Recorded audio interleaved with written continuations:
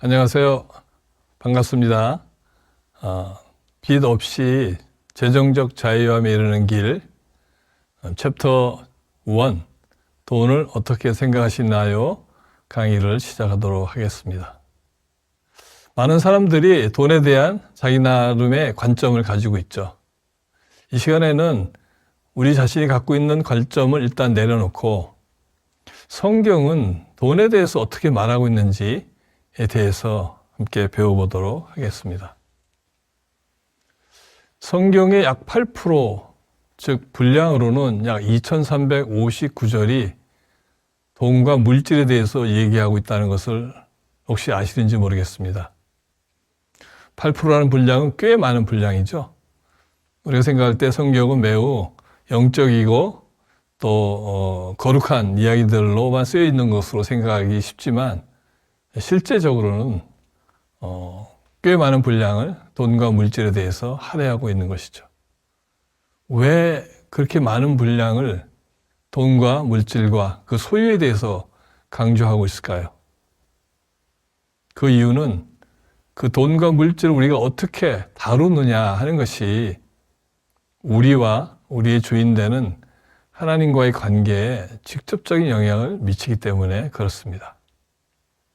그래서 이 강좌의 중요한 점은 성경에서 돈에 대해서 무엇을 말씀하시는지, 또 돈을 왜 이렇게 강조하시는지 그 이유를 이해하고 물질에 관한 올바른 관점을 확립함으로써 우리에게 맡겨주신 그 돈과 재물을 올바르게 관리하는 지혜를 얻도록 하는 것이고, 그 결과 우리의 삶이 하나님이 약속하신 복을 누리는, 그래서 어디도 치우치지 않는 균형 있는 삶, 행복한 삶, 복을 누리는 그런 경제 생활을 할 수 있기 때문에 그렇습니다. 그럼 본격적으로 관점에 대해서 한번 배워보도록 하겠습니다. 여러분은 구원을 받으셨나요? 경제 생활에 대해서 얘기하면서 왜 뜬금없이 구원을 얘기하는지 아마 여러분들은 의아하게 생각하실 수도 있습니다. 여러분이 정말로 구원을 받으셨다면 여러분은 두 가지 조건을 충족시키셨기 때문에 구원을 받으신 겁니다. 로마서 10장 9절에 10절에 이런 말씀이 있습니다. 내가 입으로 예수를 주로 시인하고, 이게 첫 번째 조건입니다. 구원의 첫 번째 조건은 예수를 주로 시인하는 겁니다. 즉 그 얘기는 이 시인하는 순간 우리는 예수의 종으로 우리의 정체성이 바뀐다는 것을 받아들인다는 것이죠. 즉 나는 종이 된다는 것입니다. 또 구원의 두 번째 조건에 이어서 하나님이 예수를 죽은 자 가운데서 살리신 것을 마음으로 믿으면 구원을 얻는다고 되어 있습니다. 네, 이건 더 어려운 거죠? 어떻게 죽은 사람이 다시 살아날 수 있습니까? 여러분들은 아마 죽은 사람이 살아났다는 것을 듣지도 못하고 보지도 못했을 거예요.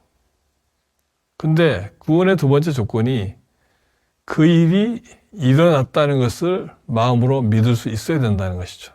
즉, 기적을 믿는다는 것이죠. 이 두 가지 조건을 여러분이 통과하셨기 때문에 여러분은 아마 구원을 받으셨을 거예요. 그러면 그런 방식의 구원만이 존재하는가 한번 생각해 볼 필요가 있습니다. 성경에는 매우 흥미로운 이야기를 우리에게 하고 있습니다. 삭개오 이야기는 여러분들이 너무 잘 아시는 얘기일 거예요. 누가복음 19장에 나오는 이야기죠. 삭개오라는 사람이 예수님을 만나기 위해서 뽕나무 위에 올라가서 지나가는 예수를 이제 바라보는 장면이 나오죠. 그 장면에서 예수님과 삭개오라는 사람은 처음 만나게 됩니다. 그 뽕나무 위에 있는 삭개오를 바라보고 예수님이 얘기를 하시죠. 아, 삭개오야 내려오너라. 내가 오늘 너희 집에 하룻밤 자고 가겠다. 이런 말씀을 하시는 장면이 성경에 나옵니다. 예. 참 신기하지 않아요? 예수님은 삭개오를 처음 본 사람이거든요. 근데 그 이름을 부르면서 하룻밤 자고 가겠다 이렇게 얘기하시죠. 그 이야기를 들은 삭개오의 반응이 아주 놀랍습니다. 보통 같으면 아유 예수님 너무 감사합니다. 저희 집에 묵고 가신다니 빨리 저희 집으로 가시죠. 이렇게 얘기할 텐데 성경 말씀에는 놀라운 대화가 두 사람 사이에 진행됩니다. 삭개오가 이렇게 얘기합니다. 제가 제 재산의 절반을 가난한 사람들에게 주겠습니다. 또 제가 이 재산을 축적하는 과정에서 누구에게 손해를 끼치고 재산을 축적한 일이 있다면 그 일로 손해를 입은 그 사람에게 4배를 배상해서 갚겠습니다. 라는 얘기를 합니다. 예, 처음 만난 사람의 대화치고는 너무 이상하죠? 예. 근데 이 얘기를 들은 예수님의 반응이 또한 놀랍습니다. 보통 우리는 그런 얘기를 들으면 예수님이 삭개오를 굉장히 칭찬해주고 굉장히 삭개오는 좋은 사람이네 이렇게 말씀하실 줄 기대할 텐데 예수님의 그 다음 말씀이 매우 놀랐습니다. 예수님은 삭개오에게 오늘 너희 집에 구원이 이르렀다 이렇게 얘기합니다. 예. 이 삭개오는 구원을 받은 겁니다. 어떻게 구원을 받았나요? 돈을 가지고 돈 문제를 가지고 구원을 얻었습니다. 즉 재산을 주고 배상하겠다는 경제 행위, 경제 행동을 통해서 구원을 받았다는 것이죠. 흥미롭지 않습니까? 또 영생에 대한 이야기는 어떨까요? 예, 여러분들 잘 아시는 부자 청년과 예수 이야기가 마태복음에 나오죠. 예, 거기에 부자 청년이 예수님을 찾아옵니다. 찾아와서 예수님에게 물어보는 거죠. 예수님, 제가 구원받고 영생을 얻기를 원하는데 어떻게 하면 구원받고 영생을 얻을 수 있습니까? 이렇게 물어보는 장면이 나옵니다. 예, 이 장면에서도 예수님의 대답이 매우 놀랍습니다. 청년에게 첫 번째 물어봅니다. 자네가 계명을 잘 지키고 있는가? 이렇게 물어봅니다. 그랬더니 부자 청년이 아주 자신 있게 얘기하죠. 저는 어렸을 때부터 그 토라 말씀, 계명을 잘 지키고 그대로 지켜 행합니다. 이렇게 얘기하죠. 그래서 굉장히 자부심을 가지고 얘기합니다. 그랬더니 예수님이 참 잘했네. 그건 잘했는데 한 가지를 더 하면 참 좋겠어. 그것은 너의 그 모든 재산을 팔아서 가난한 사람을 주고 나를 따라와. 네가 그럴 수만 있다면 구원과 영생을 얻을 거야. 이렇게 얘기하는 겁니다. 그 스토리는 여러분들이 잘 아시지 않습니까?